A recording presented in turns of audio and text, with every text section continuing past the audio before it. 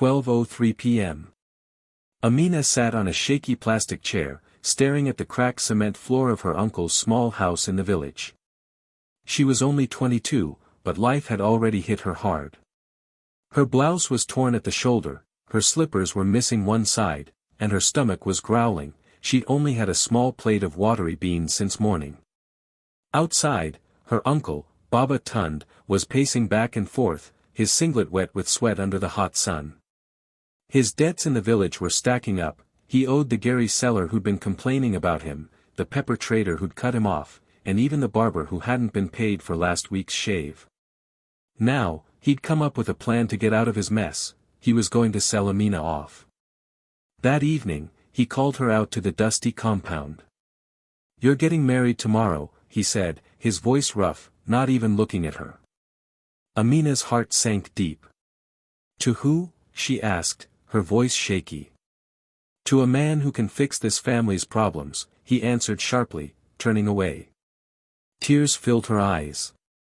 "But uncle, I'm not ready, I don't even know him," she said, pleading. Baba Tund raised his hand like he was about to strike. "If you refuse, don't come back into this house. You'll sleep outside like a stray chicken." That night, Amina cried herself to sleep on the thin mattress in the corner, her tears soaking the old pillow until it felt heavy. The next day, there was no celebration, no music, no cake, nothing special. Amina wore an old skirt that was too tight around her waist, her hair covered with a faded scarf that had seen better days. The villagers gathered, whispering and laughing quietly as she was handed over to a man they called Emeka.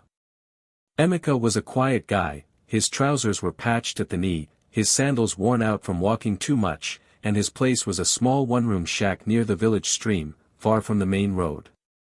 Nobody knew much about him, just that he had no family, no friends, and fixed bicycles for a living to make ends meet.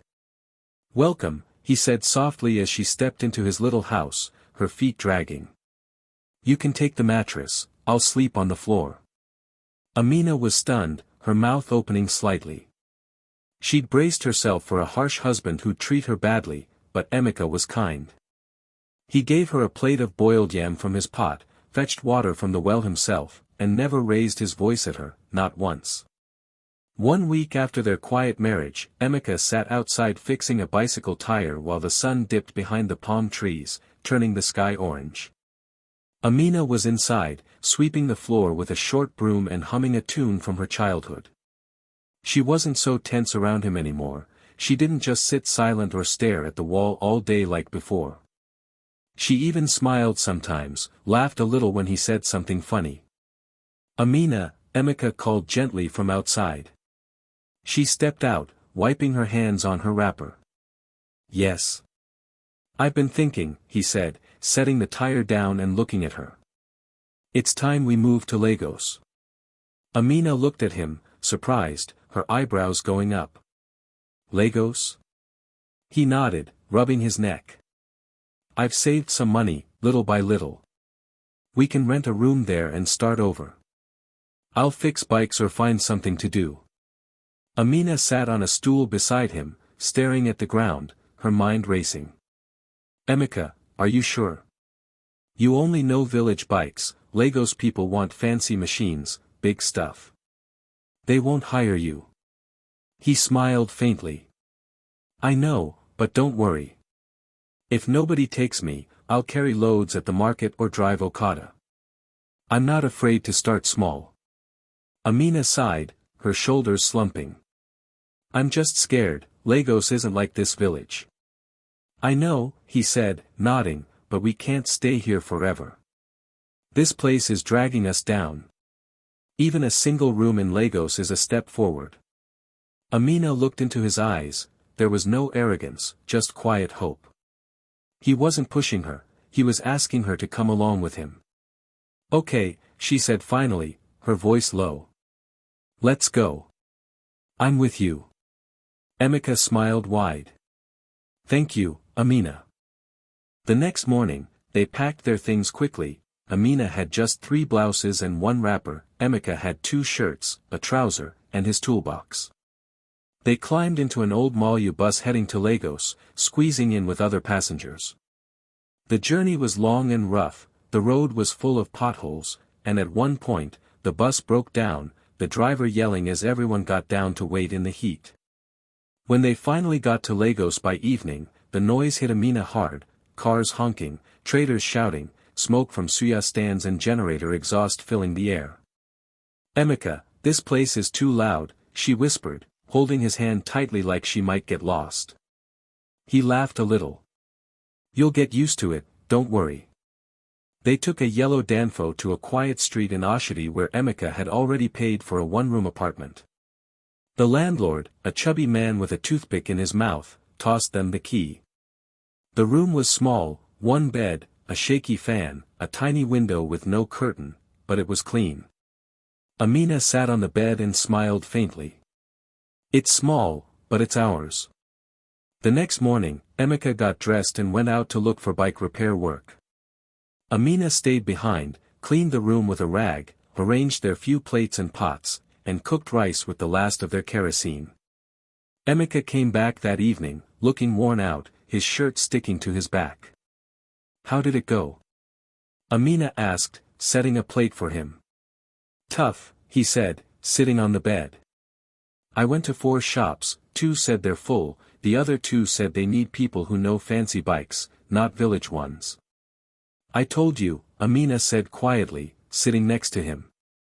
"Lagos people like shiny things, Honda, Yamaha, not your village repairs." He nodded, eating slowly. "But one shop said they might need someone to wash bikes and run errands. I told them I'm ready to start." Amina's eyes softened, and she touched his arm. "Thank you for not giving up." Emeka smiled. "For you, I won't stop." The next few days were hard. Emeka went out early every morning, came back late with small money, 100 naira here, 50 there. Amina started frying puff-puff to sell outside their compound, standing in the sun with a tray. At first, only kids with dirty coins came to buy, but then neighbors started showing up. One woman, a nurse from the next street, said, "Amina, your puff-puff is really good. You should make more, sell plenty." So Amina made more, and soon people from nearby streets were buying, 5 pieces for 50 naira.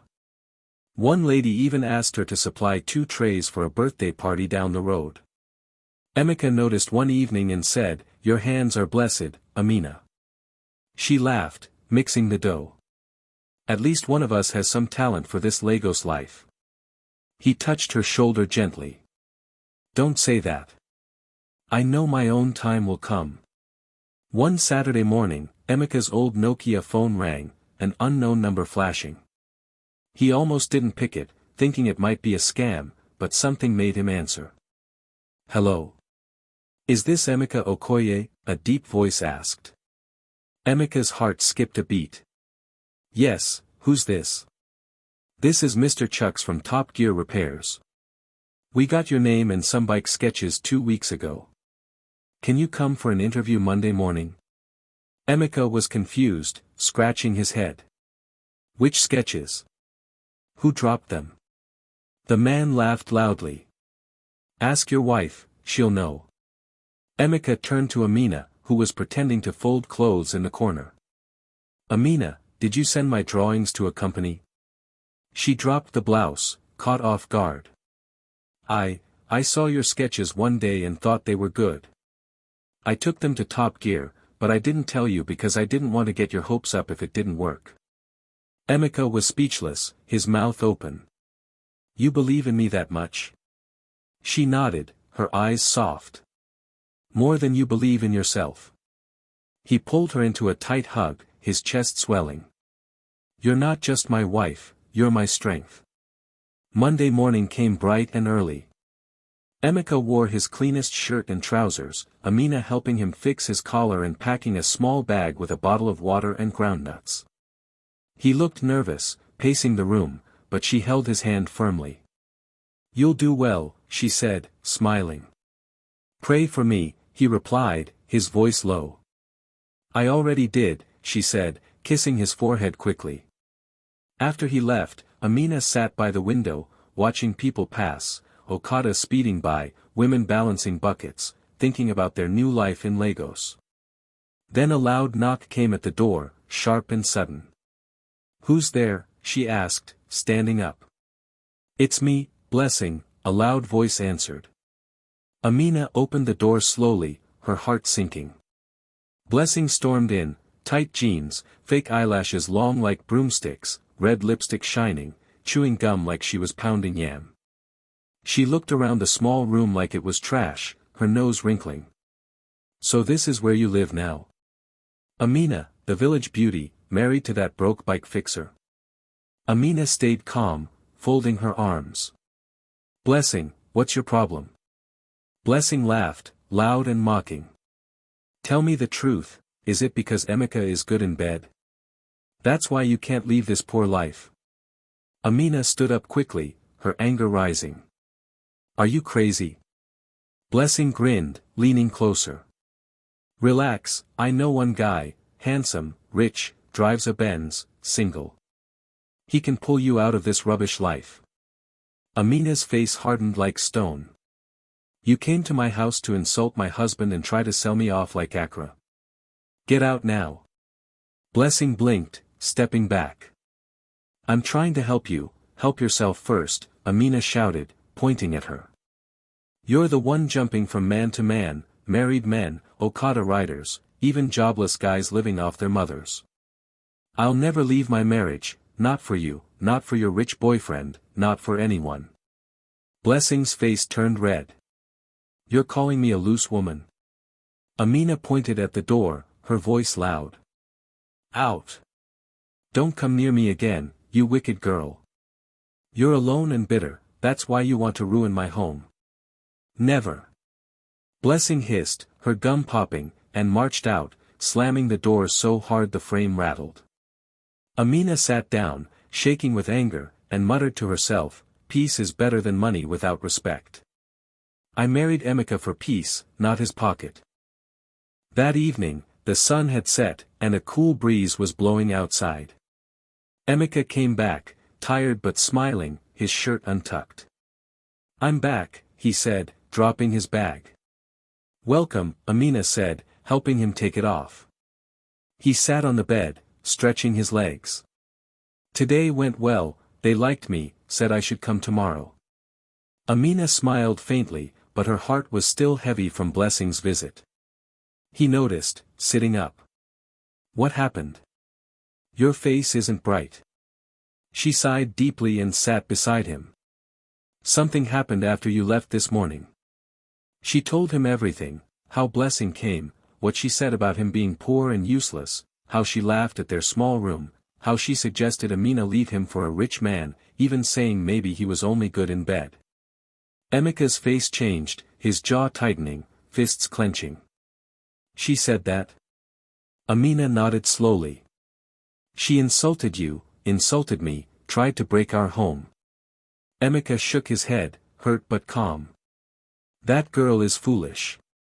She doesn't know you, she doesn't understand the kind of woman you are. You're not like her, sleeping with every man in the area, married men, young boys, no shame." Amina listened quietly, her chest tight. "She sees your beauty and thinks you're like her," Emeka added, "but you're different. You're a treasure, Amina." Tears gathered in her eyes, and he held her hand. "Please, my beautiful wife, promise me something." "What?" she asked, her voice soft. "Don't ever talk to her again. Stay far from that evil girl, she's not your friend, she doesn't wish you well. I don't want her poisoning your heart with her nonsense." Amina nodded, wiping her face. "I promise." He looked at her, eyes full of emotion. "Thank you, Amina, for loving me, for choosing me, for not letting people like Blessing trick you. I know I don't have much, I'm not rich or handsome, but you see me, you believe in me. That alone gives me strength." She rested her head on his shoulder. "I didn't marry your money, Emeka. I married your heart." He held her close, and for a long moment, they sat in silence, no noise, no trouble, just two people holding each other tight, stronger than the storm that tried to shake them. A week had passed since Amina sent Blessing packing, and things were calm again. Emeka woke early every day, went to work at Top Gear Repairs, and came back with hopeful stories, how he fixed this bike, how the boss praised him.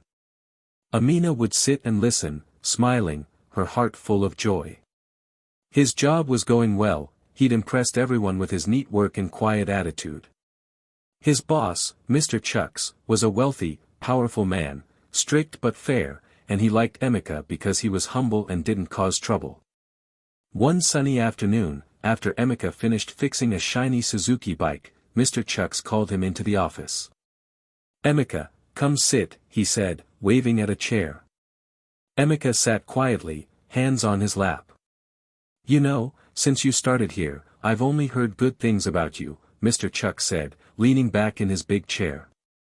"Your work is excellent, you come early, you respect everyone, I like that." "Thank you, sir," Emeka replied, keeping his head low. "But there's something else I want to say," Mr. Chucks continued, tapping his pen. "You talk about your wife a lot. Every time someone asks why you work so hard, you say, 'My wife deserves better.'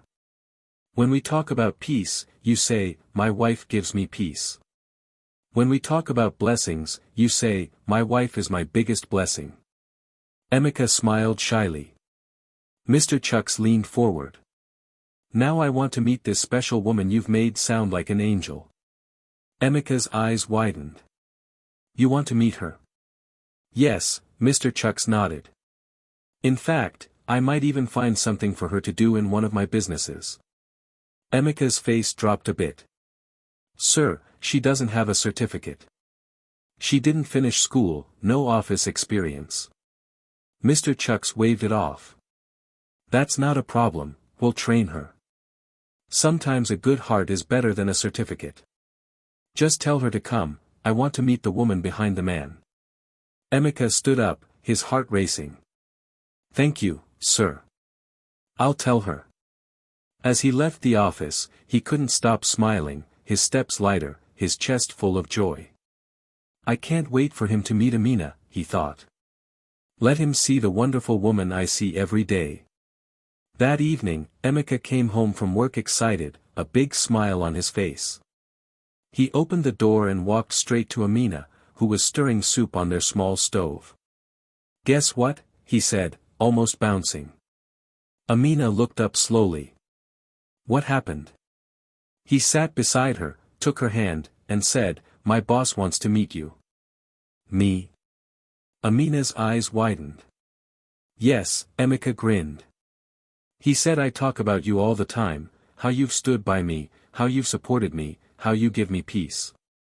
He wants to meet the woman behind my strength." Amina shook her head quickly. "No, Emeka, please, I can't go. What will I say? I don't fit in that kind of office." Emeka held her hand tighter. "You won't embarrass me, Amina. In fact, he said he might even give you work in one of his companies." "What?" Amina looked shocked, pulling her hand away and standing up. "Yes," Emeka nodded. "He said you don't need experience or a certificate, he'll train you if needed." Amina shook her head again, pacing a little. "I don't think I can do it. I've never been to a company before, I don't know how to talk like those Lagos women. What if I sit wrong or say something stupid?" Emeka stood too, walking to her.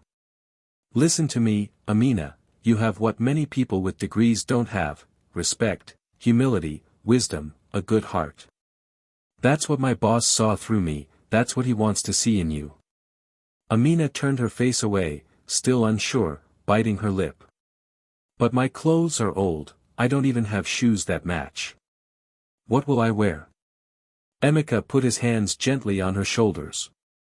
"You don't need fancy clothes to show who you are. Your beauty speaks for itself, your heart shines through your smile. Just go there, be yourself, let him meet the woman I talk about every day." Amina was quiet for a while, then she looked into his eyes and saw the truth, he believed in her more than she believed in herself. She sighed deeply. You're sure I won't disgrace you? He smiled big. If anyone will be proud, it's me.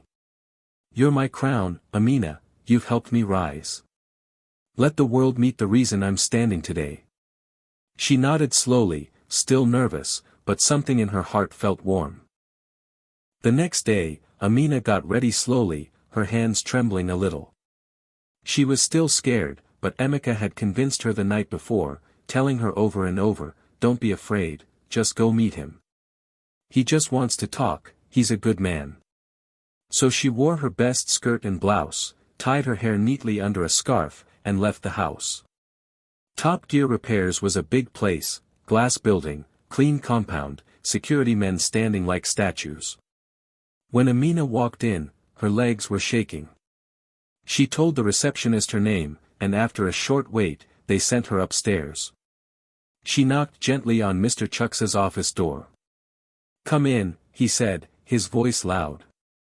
Amina entered and stood by the door, holding her small bag tightly like a lifeline. Mr. Chucks looked up from his big desk. "Oh, you're Amina." "Yes, sir," she said politely, her voice quiet. He stood up slowly and smiled. "Please, sit down." Amina sat on the edge of the chair, nervous but trying to stay calm. He looked at her for a few seconds, then said, "You're really pretty, I see why Emeka talks about you so much." "Thank you, sir," Amina replied with a small nod. He leaned forward on his desk. "You're a lucky woman, Emeka is a good worker, honest, humble, hardworking. One of the best I've seen in a while." Amina smiled a little. "Thank you, sir. He always says he respects you a lot." Mr. Chucks chuckled. "That's nice. But tell me something, Amina, do you really enjoy living with a man like Emeka?" Amina raised her brow. "Sir. I mean," he said, shifting in his seat, "you're a young, beautiful woman. Emeka is a bike fixer, simple, struggling. Look at me, I've got money, I own this company, I have houses, I travel, I know important people. Don't you think you deserve more?" Amina frowned, her chest tightening. "Sir, I don't understand." Mr. Chuck stood up slowly and walked to the front of his desk, standing close to her. "What I mean is, if you were with someone like me, your life would change completely. You wouldn't have to live in a one-room apartment or wear cheap clothes. Look at you, you're beautiful, but you're wasting away in poverty." Amina stood up quickly, her bag dropping to the floor. "Sir, is this why you called me here?" Mr. Chucks raised his hand calmly. "Relax, I'm just telling you the truth, you don't have a job, no certificate, no plans for the future. I can help you, but if we work together, maybe something more can happen." Amina took a step back, her voice rising. "Sir, I'm not comfortable with what you're saying." Mr. Chucks's smile faded fast. "Why are you acting so holy? You think I don't know your story?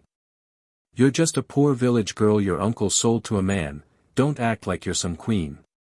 Amina's voice grew loud.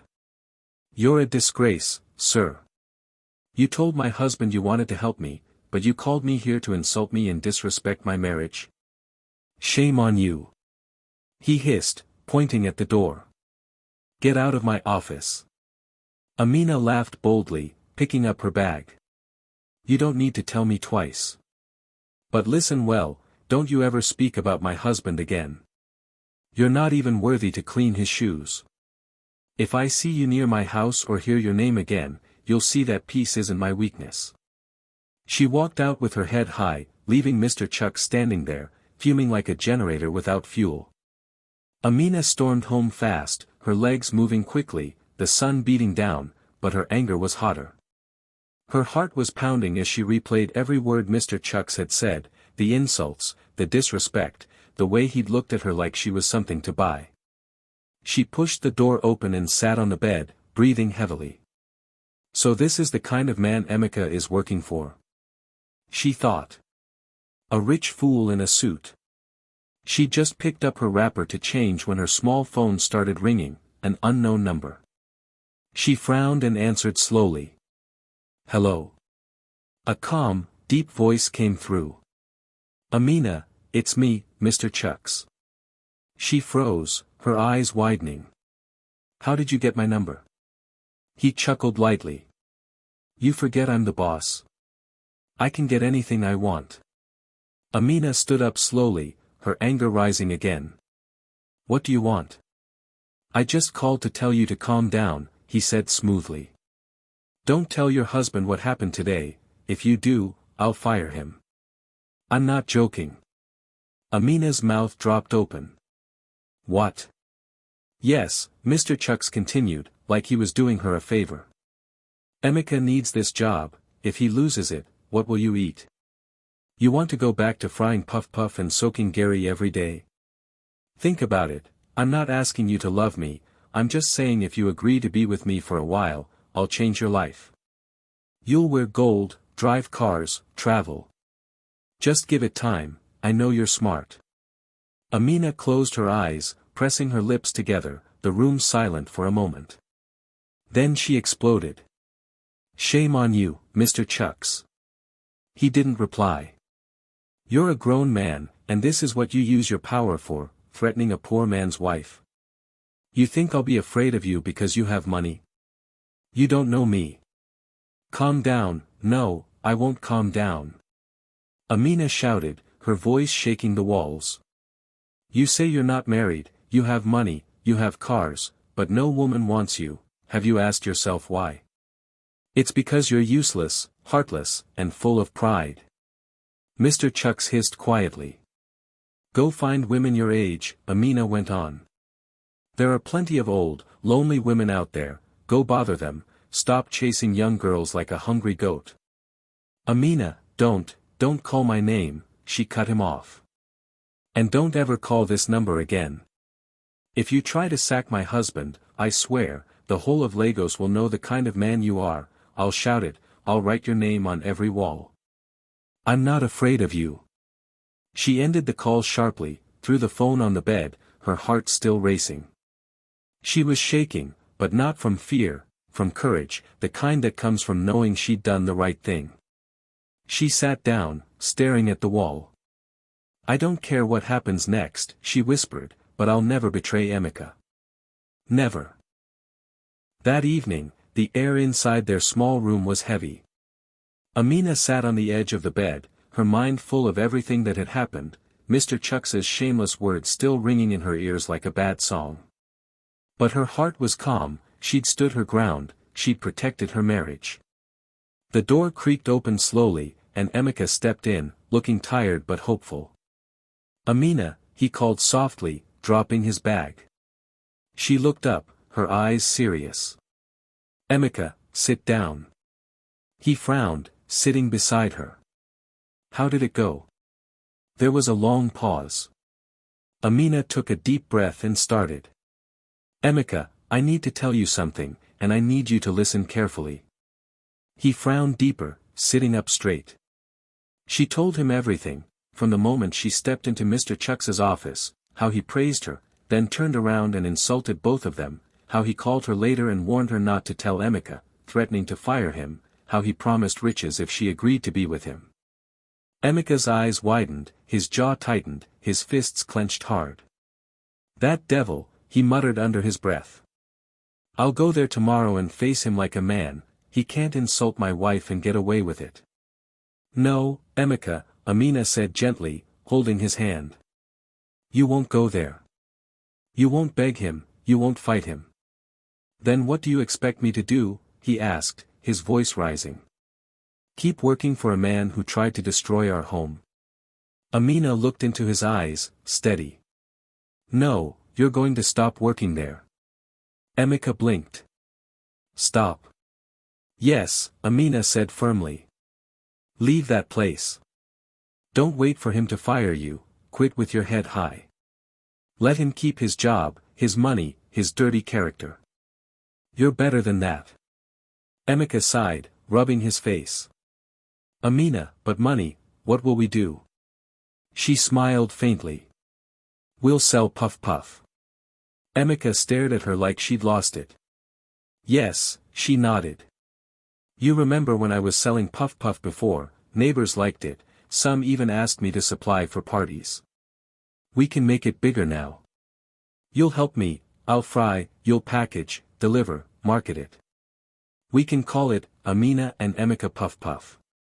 Emeka was quiet for a moment, then he smiled slowly. So I'll be your business partner? Amina laughed. Exactly, partner in love, partner in hustle. He chuckled, shaking his head. Me, from bike fixer to Puff Puff man? She leaned closer. Yes, and from poor to prospering, slowly but surely, we'll build something no man can take from us. Emeka grabbed both her hands. Amina, I love you more than anything. If this is what you want, if this is what gives us peace, I'm ready. Let's do it together. She hugged him tightly, her eyes wet with emotion. We might be poor today, but we have something rich men don't have, real love. Emeka whispered, tomorrow morning, we start fresh. 2 days later, the morning sun was blazing, and the street outside their room was alive, Okada zooming, hawkers shouting. Emeka was sitting near a small stove, frying Puff Puff in a wide pan, sweat dripping from his forehead, but he didn't mind. Amina had gone to the market to buy more flour and sugar, and someone had to keep the oil going. The sweet smell of Puff Puff filled the air, and 2 customers had already stopped to buy. One woman even gave an extra 20 naira because this one is too good. Wow, your Puff Puff is great, she said, chewing. Thank you, Emeka replied, proud. Fresh and clean, straight from my hands. But as the woman left, trouble arrived. Blessing came walking up, tight skirt and loud yellow blouse, her makeup heavy, chewing gum louder than her footsteps. She stopped in front of Emeka, folded her arms, and let out a long hiss. So it's true, she said loudly. Emeka, bike fixer, has turned into Emeka, Puff Puff seller. Emeka didn't look up, just kept turning the Puff Puff carefully. Blessing scoffed. Where's your queen, Madam Amina, the Puff Puff princess? Or has she left you for someone richer? Emeka finally looked at her, eyes narrow. What do you want, Blessing? She smiled wickedly, her voice sharp. We heard everything, your boss tried to help Amina, and you opened that big mouth of yours to stop her. You're so foolish, Emeka, very foolish. At least Mr. Chucks would have paid you off, you could have used the money to start something big. But look at you now, frying Puff Puff on the roadside like some abandoned man. Emeka raised an eyebrow. Are you done? Blessing laughed loud enough for people across the street to hear. You're a disgrace, look at the kind of work you're doing. No wonder progress left you behind, you're poor, you're useless, and now your wife is wasting her beauty on someone like you. Emeka wiped his hands with a rag, stood up, and looked her straight in the eye, his voice calm but firm. You have a loud mouth for someone with an empty heart. Blessing frowned. What did you say? I said you're a loose woman, Emeka continued, unflinching. You've slept with half the men in this area, married men, Okada riders, security guards, even jobless boys still living off their mothers. You walk around with your cheap wig and red lipstick, thinking you're better than people who work hard. Blessing gasped. How dare you, no, how dare you? Emeka shouted, stepping closer. How dare you come to my shop and insult me while I'm working to build something with my wife? At least I'm not begging men for phone credit, I'm not jumping into cars at night just to buy a fake iPhone. People started looking from nearby shops, heads turning. Blessing, Emeka said, pointing at her, you're the real disgrace. You dress like a queen but act like a desperate rat. You call me useless, but I have something you'll never have, peace, love, respect, a wife who stands by me. Blessing looked around, saw people staring, her face red with shame. Emeka stepped forward again. Go fix your broken life before you come talk about mine, you're not even fit to speak to my shadow. Nonsense. Blessing hissed and turned to leave, but Emeka added, next time you come here and open that filthy mouth, I'll fry you with this Puff Puff. She stormed off, her wig shaking with every angry step, and Emeka sat back down, took a deep breath, and whispered to himself, "Nobody can ruin my home, not even a devil in lipstick."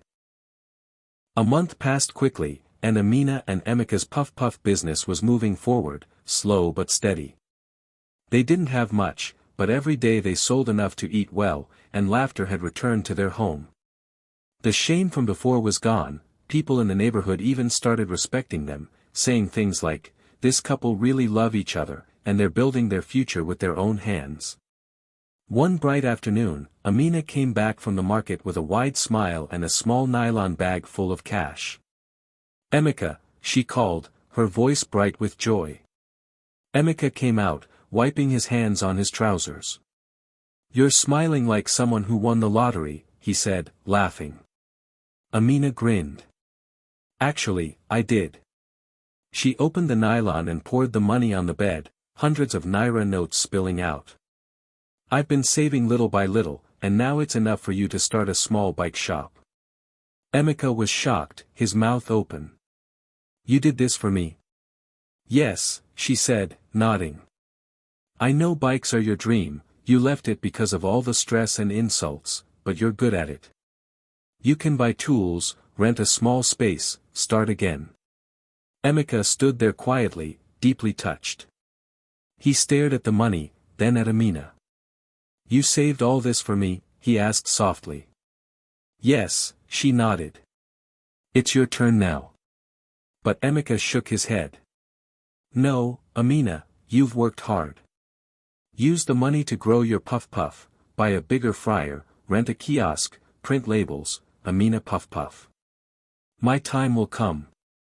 But Amina was firm, shaking her head. "No, Emeka, you've helped me enough. Now it's my joy to help you." Emeka smiled, pride in his eyes. "I married a rare gem." Just then, Emeka's phone started ringing. He looked at the screen and frowned, "Mr. Chucks." Amina's face changed instantly. Emeka picked up slowly. "Hello." Mr. Chucks's voice came through. "Emeka, it's me. I know you might not want to hear from me, but please listen." Emeka stayed silent. "I want to apologize," Mr. Chucks continued. "I was wrong for everything I said to your wife. I disrespected her, I disrespected you. I don't have an excuse, but I'm truly sorry." Emeka still didn't speak. "I've been thinking about everything," Mr. Chucks went on. "Please, come to my house this weekend, bring your wife. I want to apologize face to face, and on Monday, you can return to work. Your salary has been increased, I want peace." Emeka finally spoke, his voice low.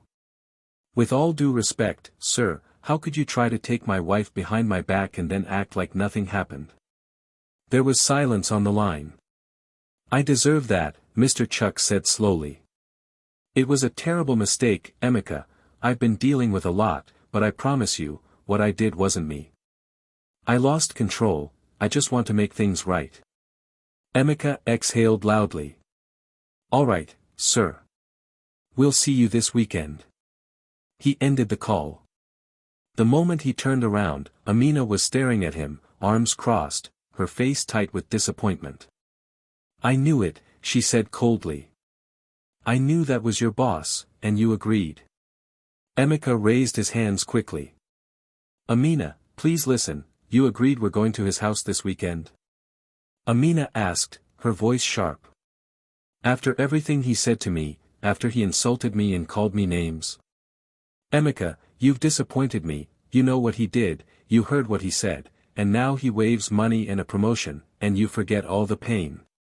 Emeka stepped closer, touching her arm gently. "No, Amina, I haven't forgotten. I just believe people can change." He sounded genuinely sorry. Amina pulled her arm away, shaking her head. "What if it's a trap? What if he's setting us up? What if we go there and he does something terrible, or even tries to harm us both?" Emeka sighed deeply, looking at the floor. "No, Amina, Mr. Chucks isn't like that. He can't hurt a fly." Amina's eyes narrowed. How do you suddenly know so much about him? Emeka scratched his head, his voice low. It's not like that, I've heard people talk. They say he's harsh but not violent. They say he's struggling with personal issues. He was married once, but his wife left him because of his mouth. He says things he doesn't mean, pushes people away. Amina folded her arms again. And you believe that? Emeka nodded slowly. I want to believe people can change. If he truly wants to apologize, let's hear him out. If he shows one sign of nonsense, we'll leave immediately. There was silence between them, heavy and tense. Amina finally sat down, rubbing her forehead. I don't trust that man. I know, Emeka said, sitting beside her, and if you say no, we won't go. She looked at him for a long moment, then sighed loudly. Fine, but I'm going there with my eyes wide open. Emeka smiled faintly. That's my queen. But if he tries anything funny, Amina added, her voice firm, I'll slap the nonsense out of him right in front of his security. They both laughed, but inside, their hearts were heavy with mixed feelings. The weekend came faster than Amina expected. She dressed slowly that morning, her heart still full of doubt. Emeka had promised everything would be fine, but part of her couldn't shake the fear. She hadn't forgotten what Mr. Chucks had done or said. Emeka wore his best shirt and jeans, standing by the door, watching her get ready. You look beautiful, he said softly. Thank you, Amina replied, no smile on her face. They took a small cab and made their way through Lagos, stuck in traffic for a bit. As they reached Mr. Chucks's area in Lekki, Amina's eyes started widening. The streets were clean, flowers lined the roads, big houses gleaming like something from a magazine. When the cab stopped in front of a tall black gate, Amina gasped. This is it. Emeka nodded. The gate opened slowly, revealing a massive white house, glass doors, shiny cars parked outside, a swimming pool, green grass everywhere. Amina stepped out, her mouth slightly open. Emeka, this house is like a palace. I can't wait for you to have something like this one day. Emeka smiled. I already do. She looked at him. What do you mean? He chuckled. Just joking. They walked in hand, and two staff in uniforms led them to the living room, marble floors, expensive furniture, big paintings on the wall, a sweet smell in the air. Then Mr. Chucks walked in, dressed in a simple native shirt and trousers, looking calm and humble, not the proud man Amina had met before. He walked straight to them and greeted quietly. Amina, Emeka, he began, his voice low, first, I want to say I'm deeply sorry for everything I said and did. I disrespected your marriage, I insulted you, I let pride take over. I was wrong. Amina didn't speak, just looked at him, her face blank. Mr. Chucks continued, I've had time to think. And my son, Emeka, he's told me so much about you, Amina. He said you're the reason he got back on his feet, that you're strong, loyal, full of fire. Now that I see you with my own eyes, I believe him. Amina blinked quickly. Wait, your son? What do you mean your son? Mr. Chucks and Emeka went silent, glancing at each other. Amina turned to Emeka sharply. Emeka, what's going on here? Emeka took her hand gently. Amina, please don't be angry, I wanted to tell you before, but I didn't know how. Mr. Chucks is my father. Amina pulled her hand away, her eyes wide. Your father? How? Why didn't you tell me? Emeka sighed, looking down. It's a long story. Years ago, I was in a bad place, I trusted people who used me and left me with nothing. I lost everything. My father, Mr. Chucks, saw how broken I was. He told me to leave Lagos, go to a village, find someone real, someone who'd love me for me. Mr. Chucks nodded slowly. I told him, go find a woman who sees your heart, not your wallet. He didn't like the idea at first, but he listened to me, and he found you. Amina sat down slowly, her head spinning. Emeka knelt beside her. I didn't plan to marry you out of pity, Amina, I fell in love with you for real. That day at your uncle's house, when he gave you to me like a gift, I saw pain in your eyes, but I also saw strength. Every day since then, you've made me a better man. Amina looked at him, tears forming. You should have told me the truth, she said, her voice breaking. Emeka bowed his head. I know. She touched his cheek gently. But I forgive you. Emeka's eyes lit up instantly. She turned to Mr. Chucks. And you're lucky I'm a woman of peace. Don't ever let pride turn you into a monster again. Mr. Chucks smiled gratefully. I promise. Amina looked around the house again. This place is beautiful, but it's not the house that makes me happy, it's the people inside. Emeka stood up and hugged her tightly, Mr. Chucks watching with a small smile. 1 week after Amina and Emeka's big church wedding, white gown, plenty of food, music playing loud, news spread fast, even reaching Baba Tund in the village. Shocked and ashamed, he called her for the first time in months, his voice trembling. My daughter, forgive me, I sold you like a goat, I was blind. Amina took a deep breath. Papa, I forgave you long ago, but I can't forget. I've moved on, I wish you well, but I'm not coming back to that life. He went silent, then the call ended. From that day, Amina didn't look back. She and Emeka built a new life, Puff Puff and Bikes, full of love, laughter, and peace. Side by side, they faced storms, danced in their victories, and lived happily ever after. What lessons did you take from this story? Share your thoughts in the comments. If you enjoyed it, give us a thumbs up, share with friends, and hit that subscribe button. Don't forget to turn on notifications for more.